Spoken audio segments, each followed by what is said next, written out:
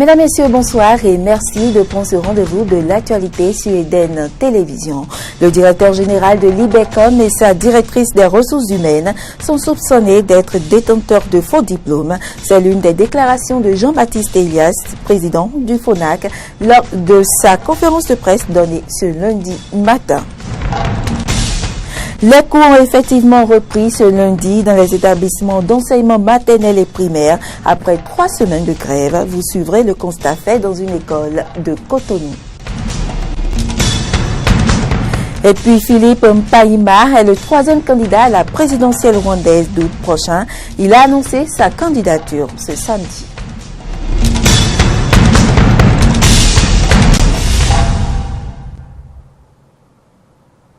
Bienvenue dans ce journal. Le président du Front des organisations nationales de lutte contre la corruption FONAC, Jean-Baptiste Elias, a donné une conférence de presse ce lundi. Objectif, dénoncer la mauvaise gestion au sein du réseau de téléphonie mobile l'Ibercom et la nomination de certains membres de la société civile dans le conseil d'administration de l'autorité de régulation des marchés publics. On fait le point avec Carole Laï. Face aux hommes des médias, le président du Front des organisations nationales de lutte contre la corruption a évoqué 2 sujets. Le premier est celui de l'investigation menée par le FONAC au sein de l'Ibercom, cette entreprise étatique de téléphonie mobile dont les chiffres d'affaires sont en baisse d'année en année depuis 2013 et qui ploie sous le poids d'une mauvaise gestion. Mauvaise gestion dénoncée au cours de cette conférence de presse par Jean-Baptiste Elias. L'aggravation de la situation financière de la maison est intervenue avec la création de nouvelles charges. Jusque-là, il y avait 3 directions techniques. Le directeur général a pris une note passant de 3 à 7 directions techniques. Et pourtant, les finances sont toujours au stade maigre. Puis, a créé des postes de responsabilité passant de 26 à 54 avec effet financier immédiat et important. Nous nous sommes évertués à vérifier les diplômes des membres du conseil du comité de direction. 2 cas précis. Le directeur général lui-même, la directrice des ressources humaines, qui nous ont produit des diplômes qui ne sont pas éligibles dans le secteur public au Bénin. Les résultats de ces investigations ont été portés à la connaissance du ministre de l'économie numérique qui, au dire du conférencier, est dans la dynamique de ne pas prendre des résolutions adéquates. Vous savez bien que quand on veut noyer une affaire, on crée une commission, on dit on est en train, et puis voilà. Depuis le 28 septembre, et nous sommes aujourd'hui février 2017. Le 2 février 2017, elle nous envoie la lettre que voici. Les diligences complémentaires entreprises sous ma supervision tendent, d'une part, à faire respecter par les agents en cause les normes en vigueur relatives à la validité des diplômes délivrés par les établissements privés d'enseignement supérieur. D'autre part, à solliciter l'expertise des services compétents du ministère chargé de l'enseignement supérieur pour des enquêtes approfondies concernant le diplôme du directeur général de l'Ibercom, dont l'authenticité est sujette à caution. La nomination des membres de la société civile dans certaines structures étatiques telles que l'autorité de régulation des marchés publics a été le 2e sujet de cette conférence de presse.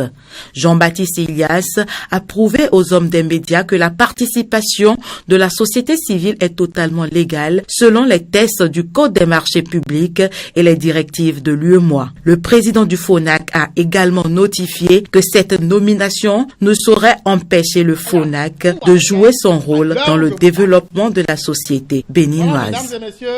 Au registre éducation, après 3 semaines de grève dans l'enseignement maternel et primaire, les activités ont repris cette semaine sur toute l'étendue du territoire national.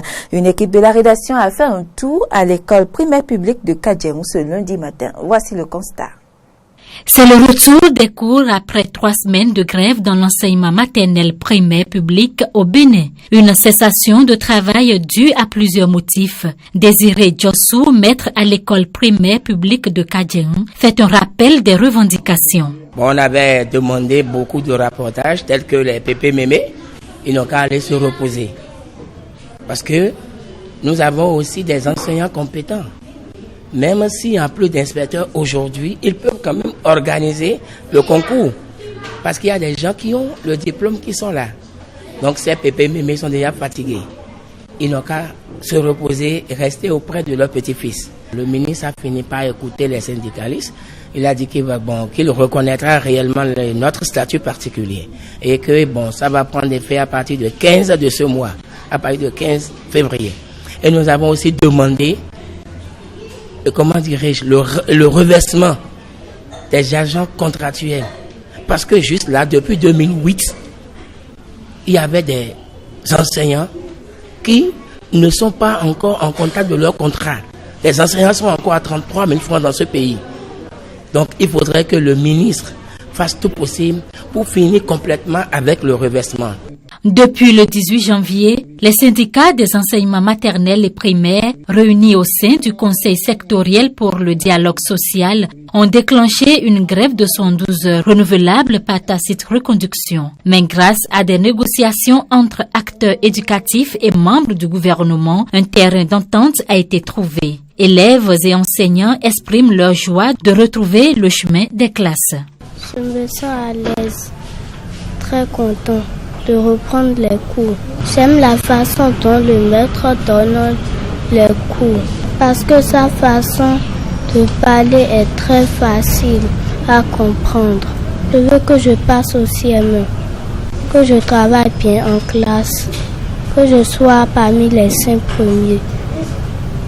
Moi, je suis très content de la reprise des cours. Les grèves n'arrangent pas du tout les élèves. Les grèves participent à l'échec scolaire. À l'avenir, je souhaiterais que les négociations aboutissent très tôt s'il y a revendication et que les grèves ne perdurent plus. C'est maintenant le moment de rattraper le temps perdu afin de donner aux apprenants le savoir nécessaire pour garantir leur succès au cours de l'année académique 2016-2017 avec de bons résultats.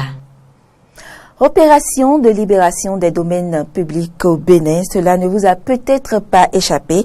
Un espace est libéré à la descente du pont de Dantokba.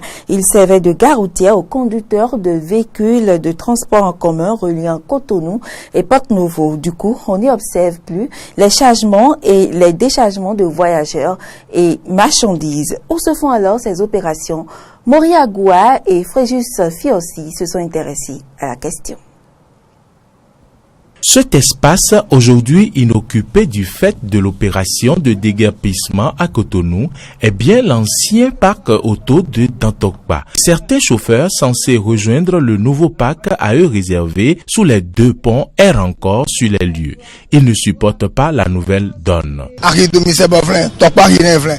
Il y a un marché à Misebo et un autre à Tokpa. Ceux qui viennent de Porto-Novo, de Rodé et de Igolo ou d'ailleurs, c'est ce parc qui les accueille.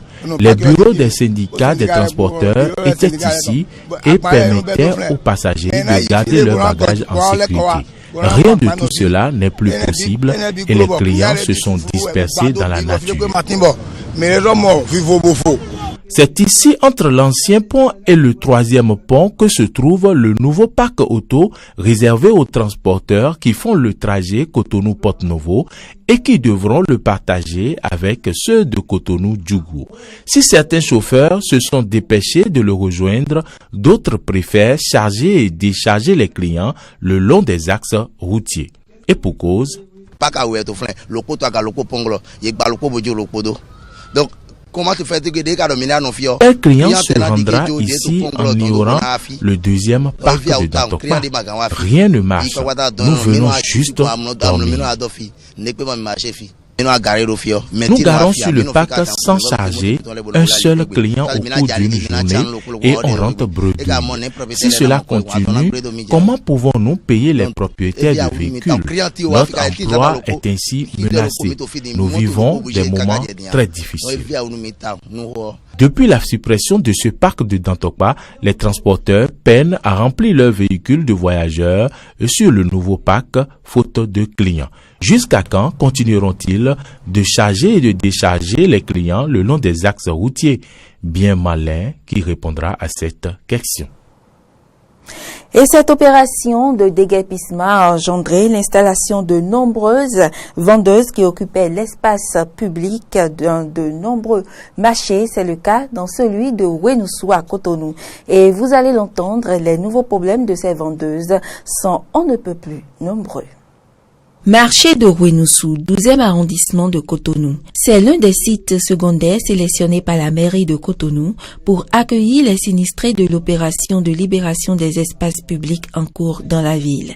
Une initiative qui vient résoudre le problème d'emplacement de ces dames illégalement installées jusqu'à récemment aux abords des grandes voies et à terre. Mais malheureusement, un nouveau problème se fait jour, la mévente. Il y a cela 4 jours. Donc, nous sommes ici depuis quelques jours et c'est seulement aujourd'hui que j'ai vendu pour 300 francs. Nous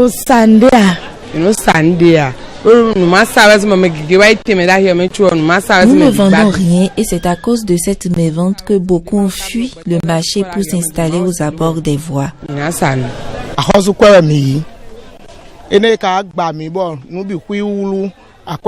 Nous avons emprunté de l'argent à l'État, voilà que nous sommes déguerpis. Il nous est difficile de réunir l'argent pour reprendre le commerce. Outre le problème de manque d'affluence, certaines de ces vendeuses sinistrées sont confrontées au manque d'emplacement, exposées par voie de conséquence aux intempéries des différentes saisons béninoises. Une situation que tentent d'améliorer les autorités municipales et la responsable du marché. Celles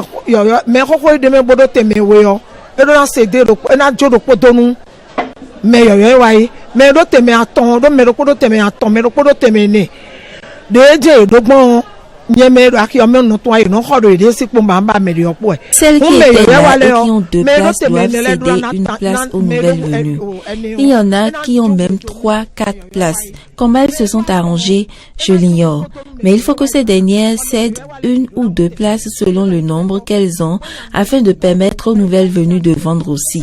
C'est une décision des autorités que nous devons respecter.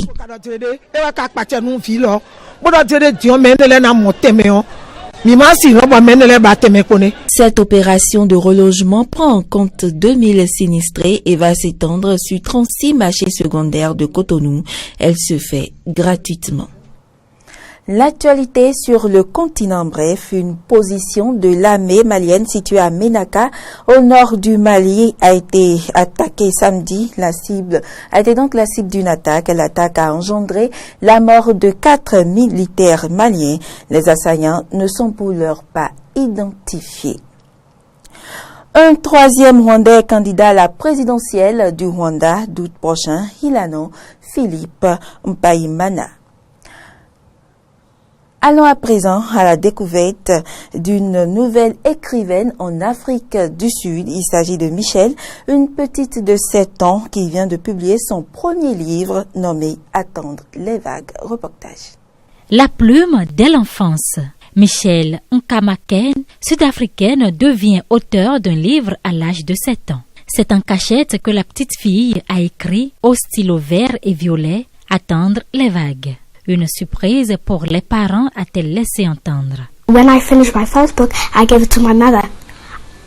Quand j'ai fini mon premier livre, je l'ai donné à ma mère. Mon père était à l'étranger, alors ma mère l'a appelé et lui a dit « Ta fille a écrit un livre, ça s'appelle « En entendant les vagues ». Et mon père a répondu « Je n'y crois pas ». Elle me l'avait dit en vacances, mais je n'y crois toujours. J'ai dit à ma mère « Si tu ne publies pas ce livre, je n'écrirai plus jamais de livre ». Touchée par ce talent, La mère de Michel manque de mots pour exprimer sa joie. Elle adore lire, mais l'écriture, ça ne m'était pas venu à l'esprit. C'était un choc. Et quand vous êtes sous le choc, vous ne savez pas quoi dire. Vous êtes sans voix. Je suis bouleversée. Ce n'est pas facile pour une maman d'avoir une fille de 7 ans qui a écrit un livre à 6 ans, surtout sur le continent africain. Ce n'est pas commun, c'est rare. Michel est passionnée de lecture, ce qui a éveillé en elle le goût à l'écriture. Je me sens heureuse, excitée et fière de moi-même. Mon auteur préféré, c'est moi. Et mon deuxième auteur préféré, c'est Gary Nofel, qui a écrit un livre appelé Julius Zebra. Il me fait beaucoup rire.